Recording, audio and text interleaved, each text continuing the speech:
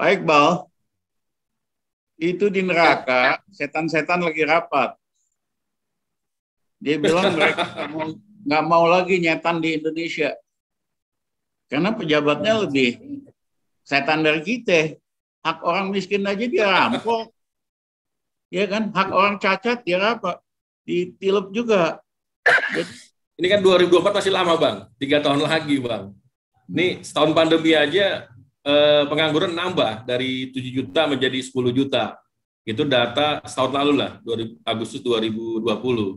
Kemudian juga upah tadi Abang bilang juga ketika daya beli nggak digenjot melalui upah gitu kan. Kemudian pesangon juga dibayar murah. Ini kayaknya buruh udah makin banyak yang ter-PHK, Bang, untuk nunggu 2024, Bang. Gimana, Bang, kira-kira, Bang? Ya memang kalau nunggu 2023, 2024, masalahnya akan semakin besar. Saya hanya ingin mengingatkan Rifki, dengan kenapa sih Pak Harto jatuh.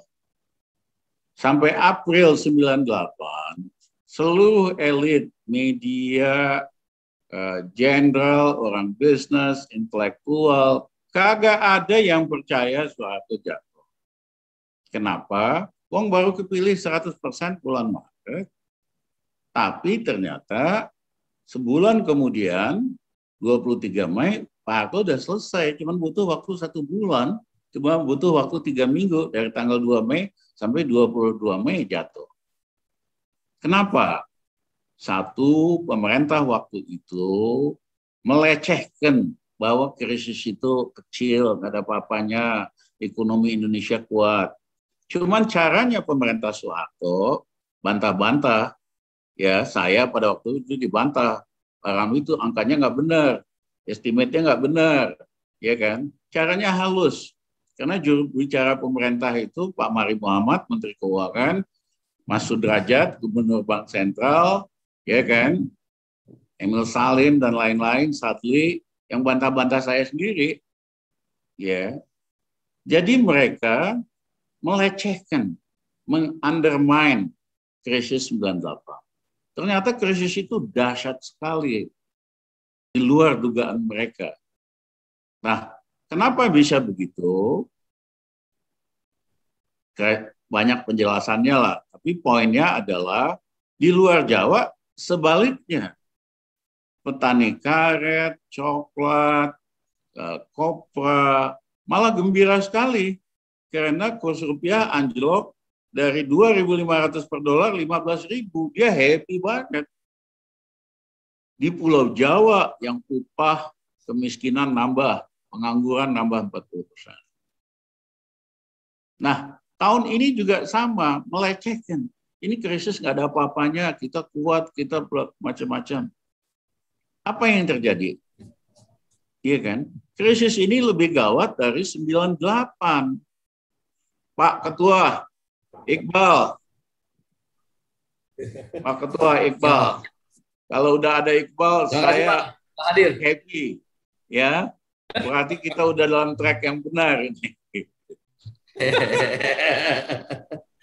Nah, jadi mereka seperti 98 merendahkan, melecehkan krisis 98. Nggak ada apa-apa, kita kuat, kita bisa ini, kita bagus, macam-macam. Ternyata ini lebih dahsyat dari 98. Nah, yang kedua, kenapa Pak Harto jatuh? Teman-teman aktivis, mahasiswa, pro-demokrasi, udah muak memang sama Pak Harto, dan nggak mau lagi dah Soeharto. Hari ini juga hampir sama lah, ya kan? Kalangan, segala macam kalangan pengen ada perubahan. Nah, faktor ketiga zaman Soeharto adalah Amerika. Amerika yang tadinya sangat sayang sama Soeharto, suportif sama Soeharto, pada 97 Presiden Clinton mengirim Presiden Mondale ketemu Pak Harto, jangan maju lagi deh, supaya ada transisi ke arah demokrasi. Soeharto bandel, mau maju terus, dia dikerjain pakai tangan IMF. Nah memang Amerika biasa begitu, kalau perlu dia, misalnya Noriega, Jenderal Noriega di Panama, wah kacau, pelanggar hak asasi, main drug, Amerika tutup mata aja. Karena masih sesuai dengan kebutuhan strategis dia. Begitu Amerika putuskan, udah nggak butuh lagi Norwegia, disuruh mundur, Norwegia ngelawan, ya akhirnya dijatuhkan. Nah, hari ini juga sama, ya kan? Pemerintah ini nggak bisa baca, ya, negara-negara Barat dan Amerika tahu bahwa pemerintah ini sangat pro Beijing, sangat pro RRC. Ya, Trump ini beda dengan Presiden Biden. Kalau Trump itu ya kasar, dia vulgar, dia lawan Cina. Biden lebih canggih, Menteri Luar Negerinya, siapa namanya nih, Blinken, itu jago, yang dia lakukan akan dia squeeze Cina pelan-pelan sistematik. Squeeze soal demokrasi, squeeze soal azazi, squeeze soal macam-macam. Nah, dalam konteks itu, ya kan, akan semakin kelihatan bahwa rejim ini sangat pro Beijing. Kita tidak boleh jadi antek siapapun. Nggak boleh jadi antek Amerika Barat atau antek Beijing. Undang-undang dasar kita mengatakan kita harus netral dan bebas aktif. Ya, kompetisi pada level internasional, geopolitik, kita harus manfaatkan untuk kekuatan dan kemakmuran Indonesia. Nah, sayangnya kita di dalam negeri masih sibuk isu agama mulu, memang sengaja dipancing supaya umat Islam marah terus. Itu tujuannya 3. Ya, 1, kalau terus orang Islam marah terus sama pemerintah yang dengan sengaja naikin terus isu anti-Islam, tujuannya 3. Di Indonesia ada tabir bahwa ini yang mau kuasa Islam garis keras, radikal-radikal. Nah, seluruh dunia nggak suka itu. Barat nggak suka, Rusia nggak suka, Beijing nggak suka. Jadi kalau gitu ya biarin aja deh Jokowi yang sekarang kuasa. Ya. Nah, yang kedua itu dipakai alat buat membuat pendukung yang berkuasa jadi militan, yaitu minoritas, abangan, nasionalis. Semakin kenceng nih yang Islam, makin militan mereka. Yang ketiga dipakai alat ngumpulin uang buat nyumbang gerakan Islamophobia. Ya, Taipan takut ada nyumbang, ya kan? Bayarin si ini, si itu buat jadi buzzer, jadi influencer. Nah, menurut saya kita fokus deh, ya kan? Kita tidak boleh anti Islam atau Islamophobia. Sama juga kita nggak boleh anti Kristen atau anti Buddhis atau apa, karena kita kan Pancasila, ya kan? Nah, tapi kalau kita diadu terus soal agama, kasihan rakyat kita, nggak dapat apa-apa dari pertikaian agama itu. Ya, yang ada cuma orang berkelahi doang. Harusnya kan kita fokus soal korupsi bansos misalnya. Ini kan luar biasa. Ya kan? Rakyat yang miskin, haknya dirampok, termasuk buat orang cacat. Baik, Bal. Itu di neraka, setan-setan lagi rapat. Dia bilang mereka nggak mau lagi nyetan di Indonesia. Karena pejabatnya lebih setan dari kita. Hak orang miskin aja dia rampok. Ya kan? Hak orang cacat dia rampok.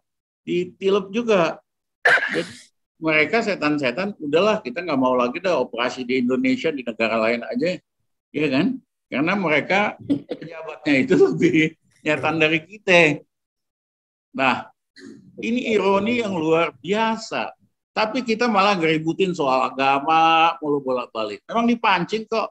Nanti ada si Zhang, bikin rame, kabur ke Jerman. Nanti ada siapa lagi? Pindah lagi, ya kan? Tenang aja. Nanti semua tahanan politik kita bebasin. Saya sama polisinya dengan Pak Habibie. Kita orang tradisi demokratis. Gus Dur, Habibie, saya Iya kan? Semua tahanan politik kita bebaskan. Mau siapa? Habib Rizik, yang lain-lain. Bahkan di Papua yang teriak merdeka-merdeka, nggak ada masalah demokrasi. Tapi kalau kamu melakukan gerakan bersenjata, kita akan beda polisinya. Kita akan tindak tegas, kita akan keras. Tapi kalau hanya teriak, diskusi, merdeka, silakan. Ya, istilahnya Pak Habibie, perbedaan pendapat, orang yang berbeda pendapat tempatnya bukan di penjara. Yang di penjara itu harusnya koruptor dan orang yang melakukan kekerasan fisik untuk memperjuangkan ide-idenya. Jadi jangan terlalu ribut lah urusan gitu. Kita fokus aja, kita lawan ini KKN. Zaman Pak Harto, yang kita lawan tuh KKN. Tapi hari ini bukan hanya KKN, yaitu dinasti. Nah, Pak Harto 6 tahun kuasa. Tahun pertama dia sadis banget, semua yang beraliran kiri komunis dia tangkap, dia sikat.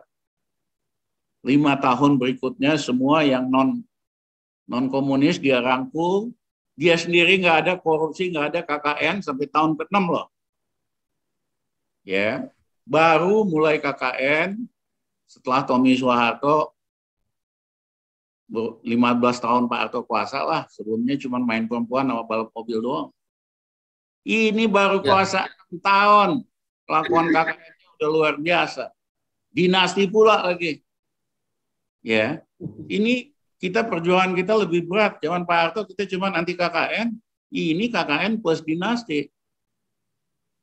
Dan banyak bisnisnya itu abal-abal semua itu.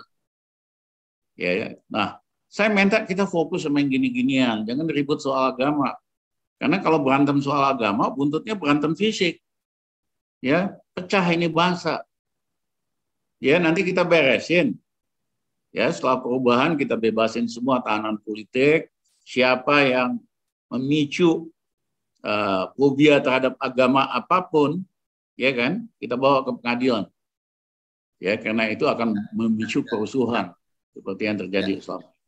Jadi terima kasih Pak Iqbal. Saya senang ini Serikat Pekerja kompak, lihat benderanya di belakang semua lengkap. Ya, insya Allah kawan-kawan mahasiswa, kawan-kawan golongan intelektual yang masih lurus bersama-sama dengan pekerja. Terima kasih.